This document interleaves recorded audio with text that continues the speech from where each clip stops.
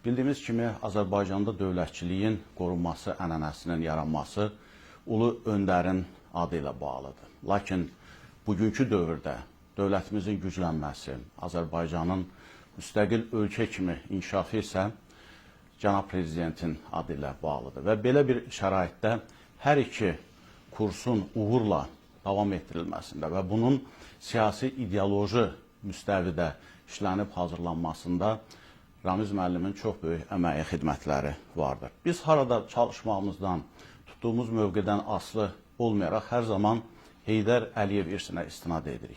Və bu irs bizə öz fəaliyyətimizdə konkret istiqamət orientir verməkdədir. Və Ramiz müəllim bu illər ərzində ulu öndərin dövlətçilik təfəkkürünü, onun dövlətin idarə edilməsi ilə bağlı, dövlətçilik sahəsində baxışlarını məhz yeni nəslə ötürmüşdür. Və eyni zamanda onu bugünkü mərhələdə, bugünkü dövrdə elmi əsaslarla, ideoloji aspektdə işləmişdim. Mən bir məsələni də xüsusi olaraq qeyd eləmək istərdim ki, son 15 il ərzində Ramiz Mehdiyev həm də möhtərəm prezidentimizin dövlətimizin inkişafı ilə bağlı, onun idarə edilməsi ilə bağlı baxışlarını, siyasi qərarlarını, onun tələb və gözləntilərini bugün cəmiyyət üzvlərinə, ölkə vətəndaşlarına, dövlət strukturlarına ən yüksək səviyyədə, ən mükəmməl bir şəkildə çatdırmış və izah etmişdir. Ramiz müəllimin yüzlərlə dövlət qulluqçusunun, gənc məmurun formalaşmasında böyük xidmətləri vardır. İdarəçilik sahəsində Ramiz müəllimdən məmurların, xüsusilə gənc məmurların əxs etdiyi, öyrəndiyi bir çox keyfiyyətlər var. Bunlara misal olaraq mən qətiyyətliliyi, prinsipiallığı, səbr və təmkini, iradəni xüsusi olaraq qeyd eləmək istərdim. Yeni nəslə təmsil edən məmurların akademik Ramiz Mehdiyevdən, administrasiya rəhbərindən öyrəndiyi və öyrənməli olduğu ən mühüm cəhətlərdən biri məhz qərarların qəbul edilməsindəki qətiyyətlilikdir. Və belə bir qətiyyətlilik, qərarlıq əslində onun öz fəaliyyətində konkret dövlətçilik dəyərlərinə, idarə etmə prinsiplərinə əsaslanması ilə bağlıdır. Və təbii ki, konkret fəaliyyət əgər dəyərlərə, prinsiplərə əsaslanırsa, bu zaman həmin fəaliyyət həm səmərəli olur, ardıcıl olur və sabit olur.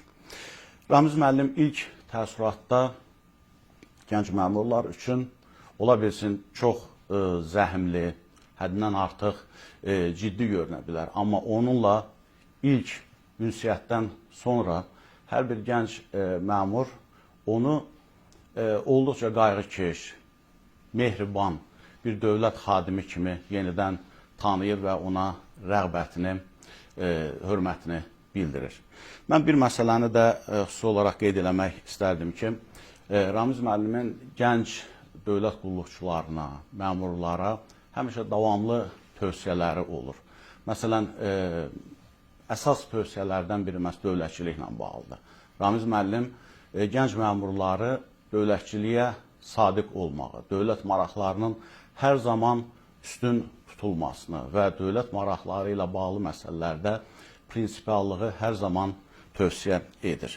İnsani mənəvi keyfiyyətlər müstəvisində isə hörmətli akademikimizin bizlərə əsas tövsiyəsi sadəlik, təvazökarlıq, ləyaqətli və vicdanlı olmaqdır. Hər bir məmur təkcə dövlət idarəçiliyinin yazılmış qanunlarını, qaydalarını deyil və yaxud da dövlət qulluğunun qanunvericiliklə müəyyən edilmiş normalarını deyil, həm də yazılmamış qaydaları, qanunları təbii ki, bilməlidir. Biz bu illər ərzində Ramiz müəllimdən həm də dövlət idarəçiliyinin yazılmamış qanunlarını, qaydalarını öyrənməyə çalışmışıq. Ramiz müəllimin əsas fəaliyyəti dövlət xadimi kimi, görkəmli ictimai siyasi xadimi kimi fəaliyyəti həm də onun elmi istiqamətdə fəaliyyəti, tədqiqatları ilə bağlıdır.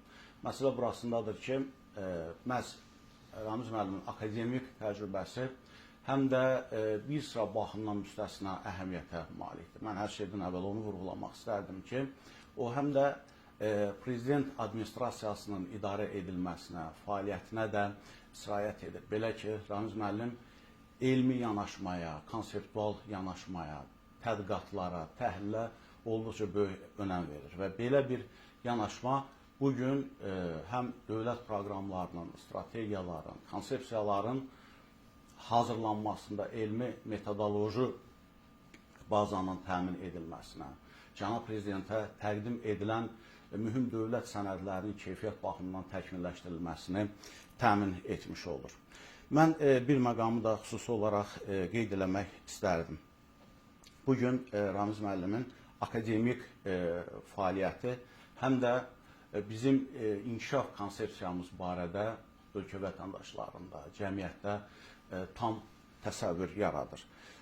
Başqa bir məqam onunla bağlıdır ki, hörmətli Ramiz müəllimin elmi əsərləri, onun akademik fəaliyyəti bugün gənclərimizdə dövlətçilik təfəkkürünün formalaşmasında, bugünkü reallıqların daha düzgün dərk edilməsində müstəsna əhəmiyyətə malikdir.